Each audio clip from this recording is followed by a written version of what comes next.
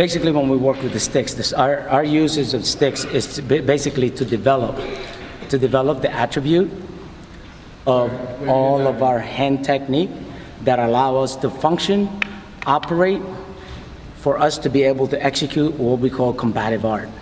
Combative art, which is Pikititirsa Kali, the indigenous art. So what we do is this.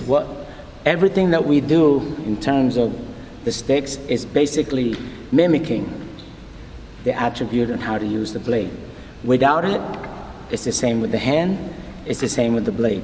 So basically, the way we use the program for the Kali for Kids program, we hid a lot of our mechanics in our program, so that way we can teach them on how to function when it gets into the combative art of Kali. Let me give you a perfect example. Number one, first is what we call the entry 4.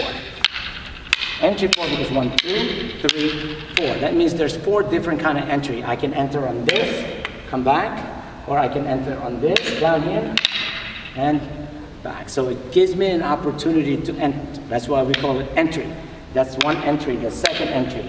The other side, entry, entry. Every time we engage, that's a line given to me that allow me to work with. If there's no line, then I don't know where to start. There has to be a given line. So when he gives me a line, I work on that. And what happened is when you guys make contact, what we call bisecting the line, it allows you to be able to have these doors. There's 4 ways to enter. If it was an empty hand, it will be like this. There's 4 ways to enter. I can enter on this side to go here. See? I can enter on this side to do this. Okay? So what it does, it allows, see this? Entrance here will get you there, so that way you can go. So all of this mechanics, whenever we make contact, we call this doors that you can enter.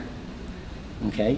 And then with the sticks, no difference. So this particular exercise at entry 4 is, thank you, the mechanic, turn around, face that way, with the sticks, do the entry 4, slowly.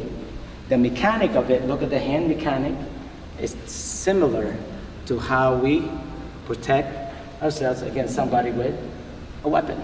Okay? Sir, over here, face this way, without that, on the side, so thrust with the blade.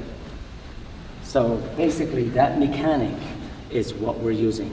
So, and the reason why is the back of the hand, because when he pulls and cut, I can still function. If it's this way, when he pull, that is your veins and arteries. Okay, so from here, so when I go from here, 1 and back, this is the basics, which is the basic entry 4 that we were talking about.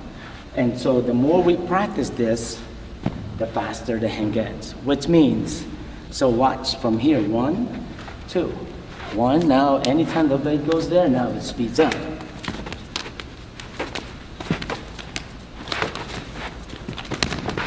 Okay, what it does, it teaches the other person to speed his hand up.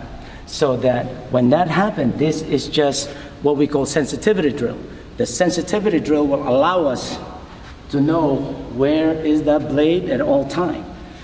But because of our methodology and our concept that it's offense, counter-offense, re-counter-offense, defense is the other guy's problem.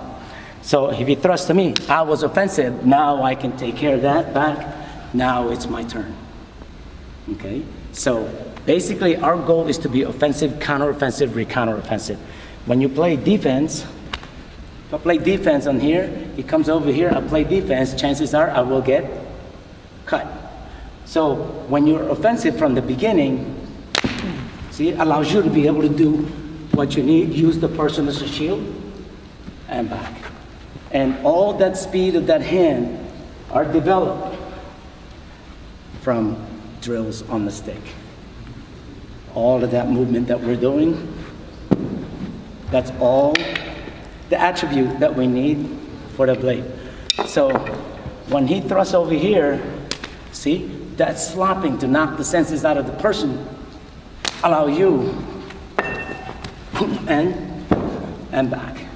Allows you to be able to do the techniques that you practice. Okay? So when it's blade to blade, I don't need to change anything. That mechanic there when he thrusts, I cut that. already. So I'm being offensive. Then counteroffensive, re-counteroffensive, re-counteroffensive. To continue using as a shield, and back. Now, I can finish and do whatever I need to do.